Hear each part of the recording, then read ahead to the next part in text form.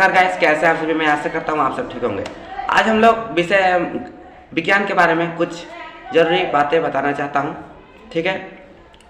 तो चलिए अपने तरीके वीडियो शुरू करते हैं। तो मैं आपको बताना चाहूँगा कि जो 9 क्लास आते आते साइंस 3 भाग में बढ़ जाती है। वैसे तो 7, 8 से ही बढ़ जाती है, लेकिन हम लोग उतना गौर नहीं कर पाते, उतना मतलब कंफर्म नहीं लगता है कि हम लोग बांट दिए हैं, ठीक है। लेकिन जब हम लोग 9 क्लास में आते हैं तो पूरा तरह हम लोग को बांटना पड़ जाता है, क्योंकि अलग फिजिक्स से अलग टीचर आ जाते हैं, बायोलॉजी के अलग आ जाते हैं, फिर जो केमिस्ट्री के वो अलग आ जाते हैं। तो ऐसे में हम लोग को बांटना पड़ जाता है, ठीक है।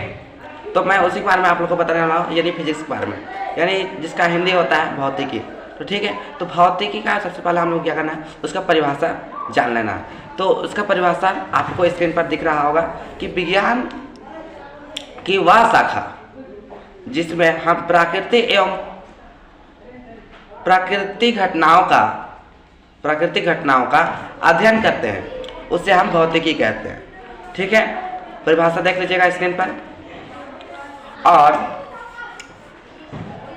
भौतिकी राशियां, उसके बारे में भी हम लोग को जानना है, ठीक है। भौतिकी का परिभाषा आप जान गए, अब भौतिकी राशियां के बारे में जानते हैं, ठीक है। तो भौतिकी राशि क्या है?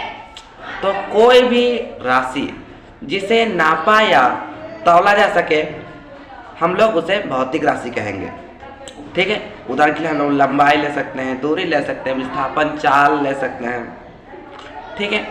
और द्रव्यमान केजी भी तो ले सकते हैं, ठीक है। और भौतिकी राशि कितने प्रकार की होती है? 2 प्रकार की होती है, ठीक है। 2 प्रकार की, गलती से हाथ किया हो गया था। 2 प्रकार की होती है, ठीक है। एक अदिश राशि होती है और एक सदिश राशि, ठीक है। जिससे मतलब अदिश राशि को इंग्लिश में कहते हैं क्या बोलते हैं, स्केलर क्वांटिटी, ठीक है। और जो सदिश राशि उसे बोलते हैं वेक्टर क्वांटिटी, ठीक है।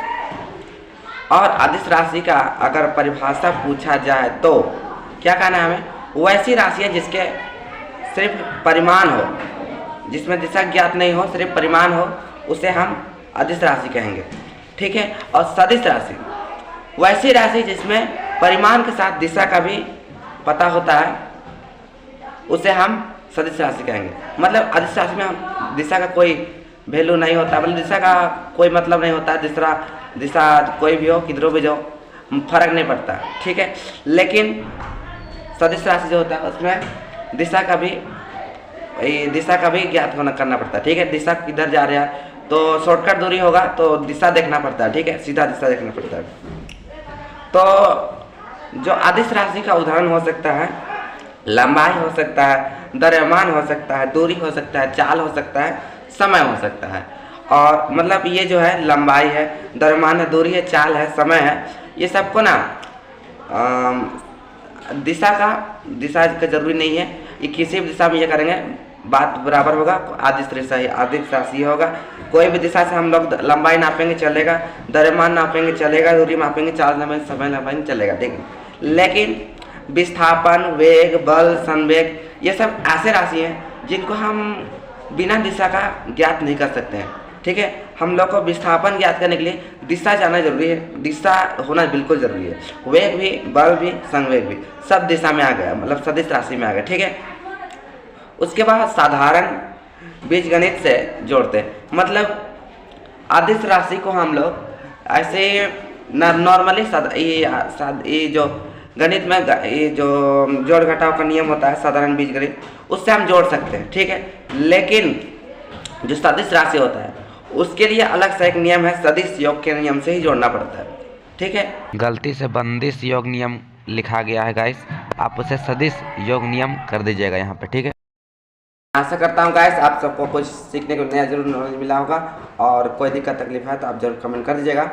और आप कितने जानते थे पहले से, ये कमेंट जरूर बताइएगा, ताकि हम लोग को भी पता चल सके आप लोग कितने इंटेलिजेंट हैं।